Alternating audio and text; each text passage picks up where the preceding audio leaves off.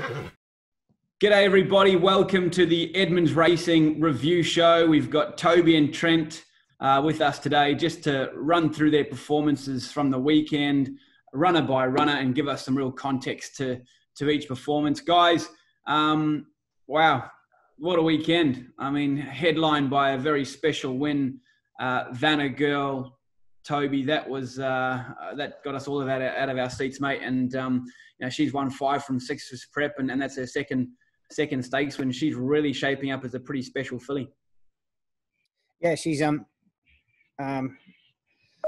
well, I don't know really what to say other than her performance to speak for themselves, I suppose. She every time we've raised the bar a little, she's been able to perform. And Saturday was no different. We rode her differently Saturday because of the bad barrier, and she showed her versatility.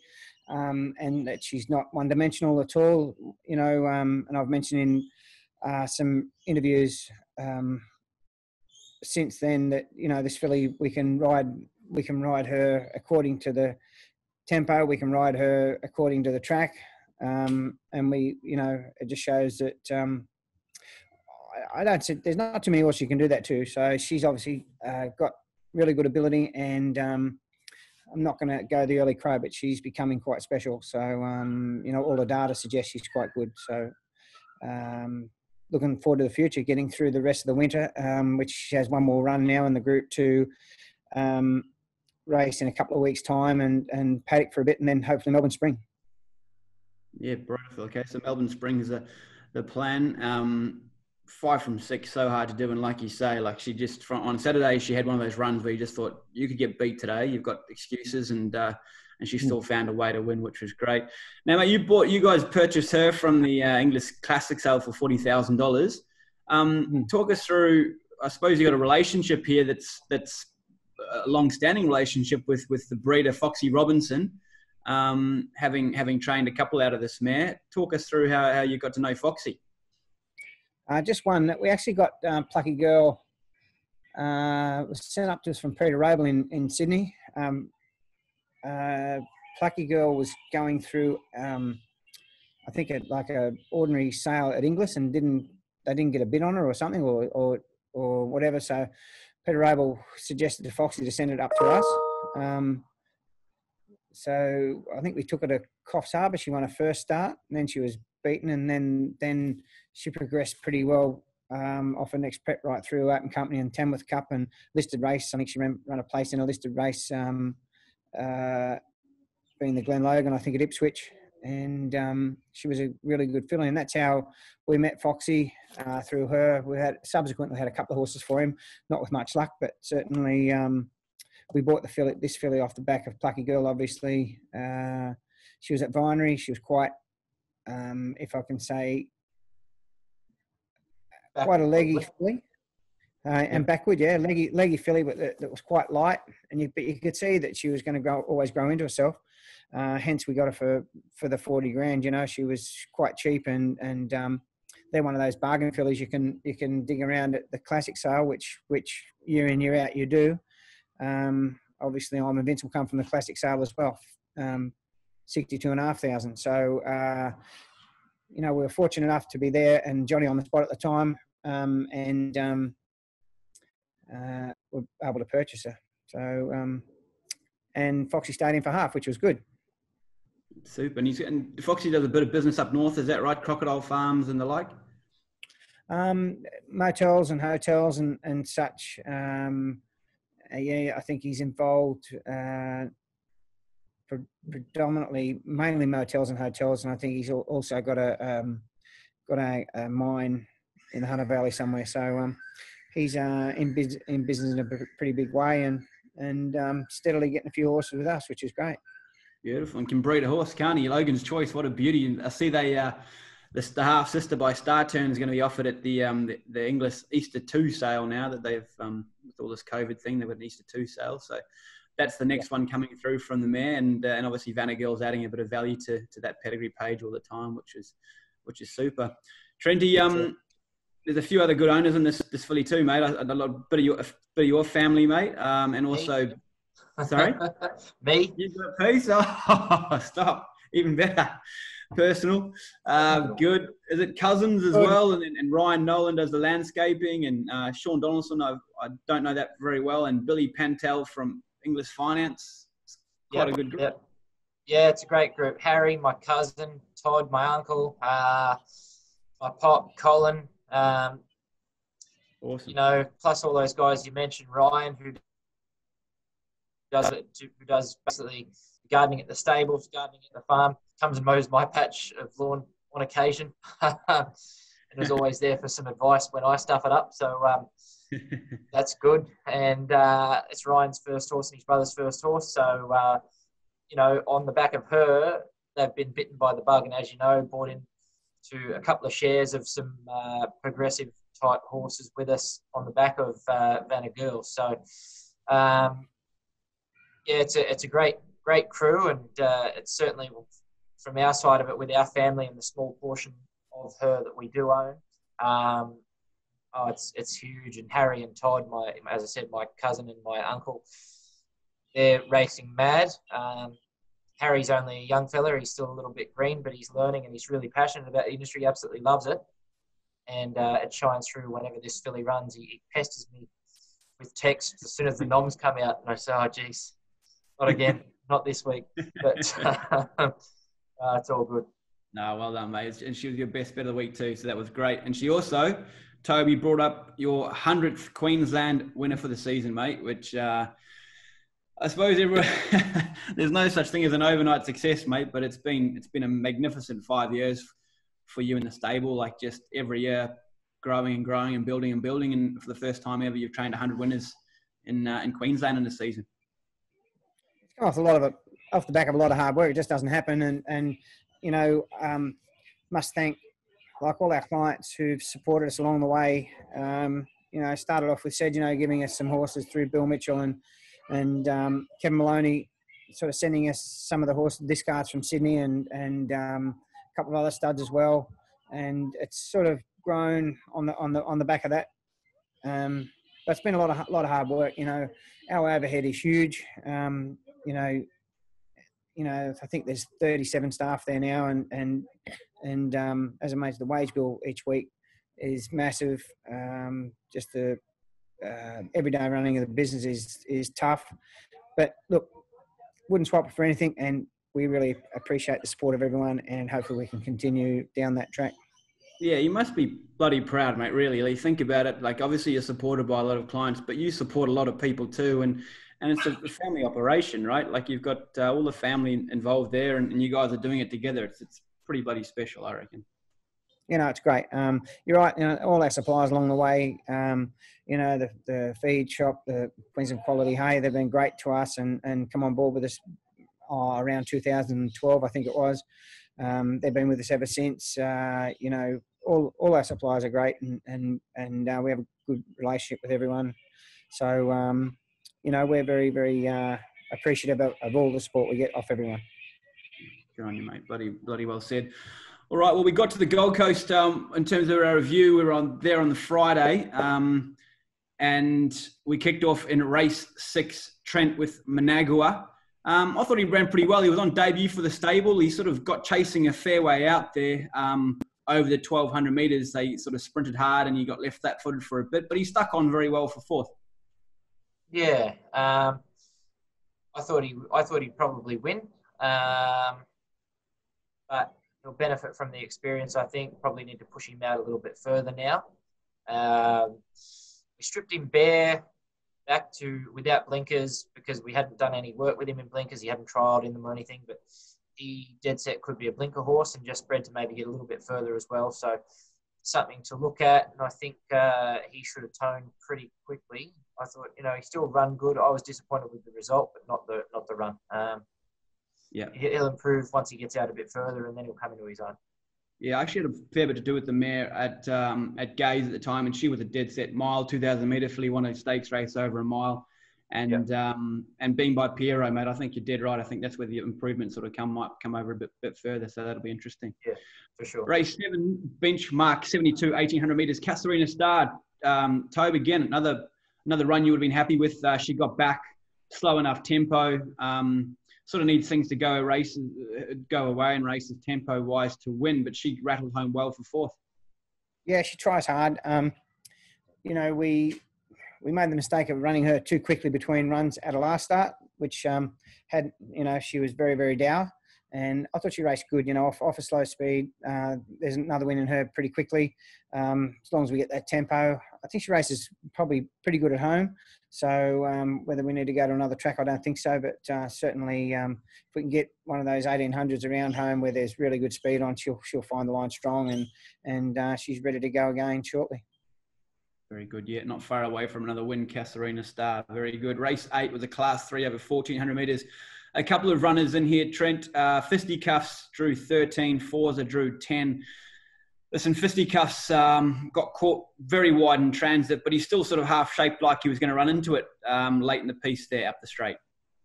Yeah, look, going to put my hand up. Probably a bit of error by us.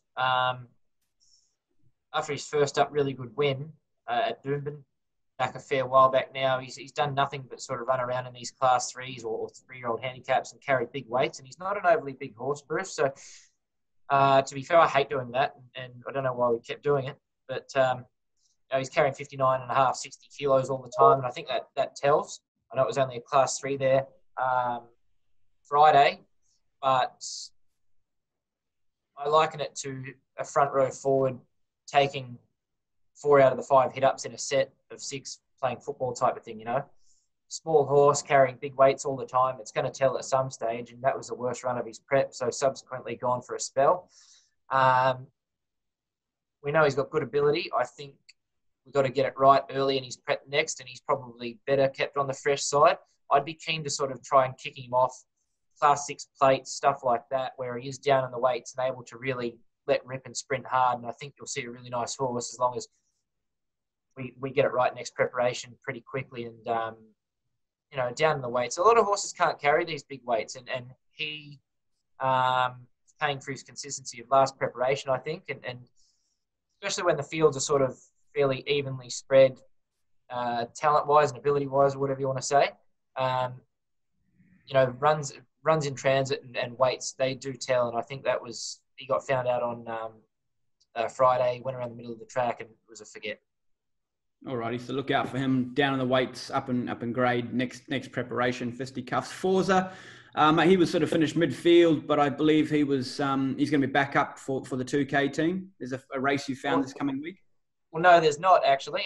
So we won't back up with him.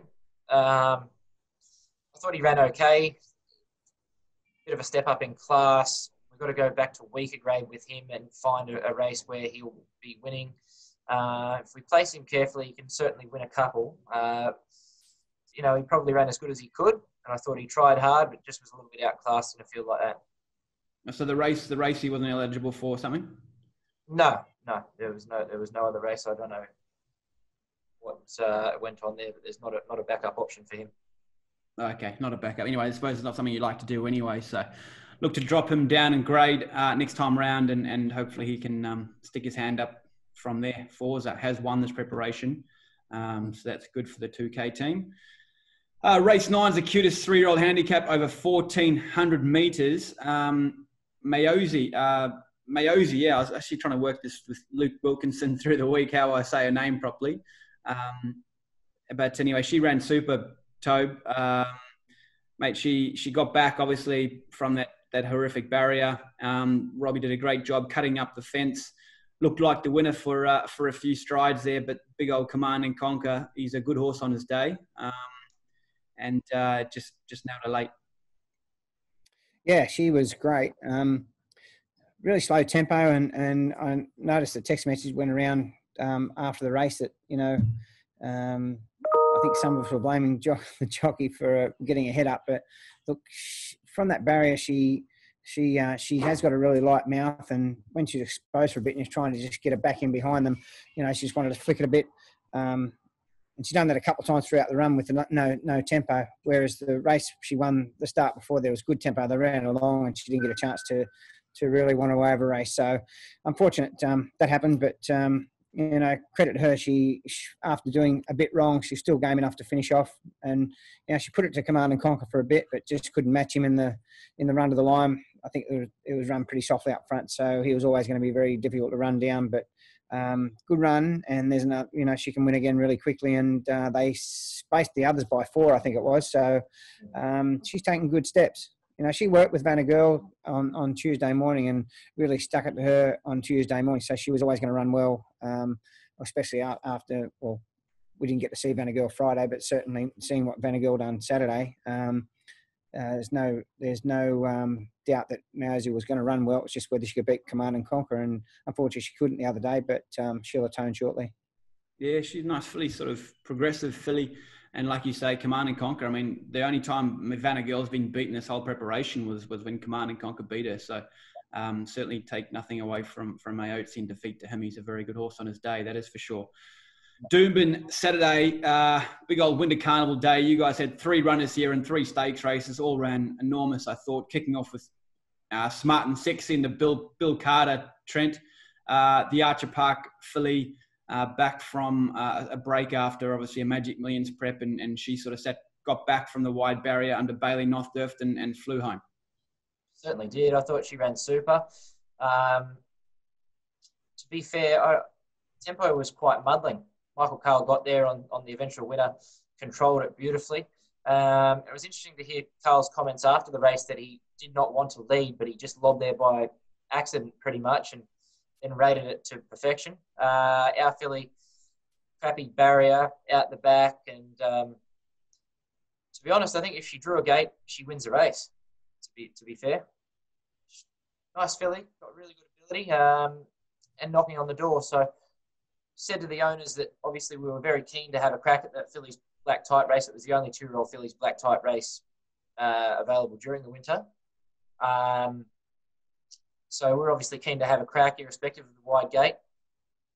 Probably could drop her back in grade now, could even start in a 2-year-old maiden somewhere, and she'd give them a good old toweling, and then we could go on. She needs to win a race, but all of her form is rock solid, and it was another typically really good performance from her. I really like her, filly with a future. Pulled up a little bit jarred up, but she'll be right by the end of the week, and we'll look to go again. A few stakes races, new stakes races, 2-year-old stakes races through towards the end of this month, I think it was. Does she get over sort of 1,400 metres a mile later on, or is she a 1,200 metre filly? Hard to say. She can, at home, want to be a little bit aggressive. So the racing pattern would suggest yes. Maybe her manners in the run, if we try to step her up over a little bit further where the tempo was not as frantic, would be a problem. But be happy to give it a crack anyway. Yeah, I suppose we'll work that out this preparation. Very good, mate. Well, nice return, Smart and Sexy. Vanna Girl was in race 5 in the Pam O'Neill. We discussed her. Terrific ride, Brad Stewart. And she got the job done and is now onto the Doomben Roses in a couple of weeks' time. So look out for her there, everybody. Vanna Girl turning out to be a real star of the stable. 5 from 6's preparation. Race 6 was a Hinkler quality, 1,100 metres. Tobe, you backed up Uzmanov into this stakes race. He drew 16. Bailey was on again, and he ran enormous. Had to work just a little bit hard early to find a position, and that early work just cost him late. Yep. So such a big field, and to draw poorly, and for a horse, he's just progressed nicely through the grades, and it was obviously the last stakes race we could have a crack at as well for a sprinting type horse. So we had to throw at the stumps. Didn't quite work, but geez, he wasn't far away. I suggest he could have a nice spell now, which he's been up since November, I think it is. He had his first run, possibly. He's a Schwartz here that's taken forever to get going, and he can train on and as a gelding and race right through his 5 and 6-year-old, and he could be a really, really one of our nice sprinters up here. We may even take him to Melbourne for a bit of a trip away this spring, just to give him a look and not feature anything. Any of the features, but certainly there'd be some nice sprints down there where he could, get his rating up and get a bit of prize money behind him, and give him a look at going the other way as well. So nice effort.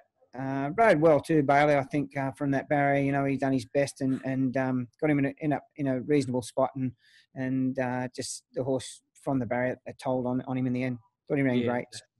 Good preparation. He's done a great job. Bailey and Usmanov are made a great team this preparation too, haven't they? And the owners have had a lot of fun. So well done to them. He goes to well-deserved break. And it sounds like you're getting a bit of a team together for the spring in Melbourne there, Tobe. It looks that way. We've got quite a few there that we're probably looking to send there. So, we've been prominent at that carnival now for a couple of seasons, and we've been able to have the right horses to send there, which is good. And just off the back of this latest carnival and like the Wisdom of Waters and that, they run on Saturday, and obviously be headed to some of the 3-year-old features down there, the drinks card as well. Ruka, Usmanov, hopefully. There's a team of horses that we could have down there and compete, and they'll measure up. I've got good confidence in, yeah. Brilliant. All right. Well, good on you guys. It was a good week. We got plenty of runners ahead. I see. Just quickly, are we going back to the old sort of way where the Gold Coast is going to be a provincial meeting from now on, and Metro will be Saturday? That's right.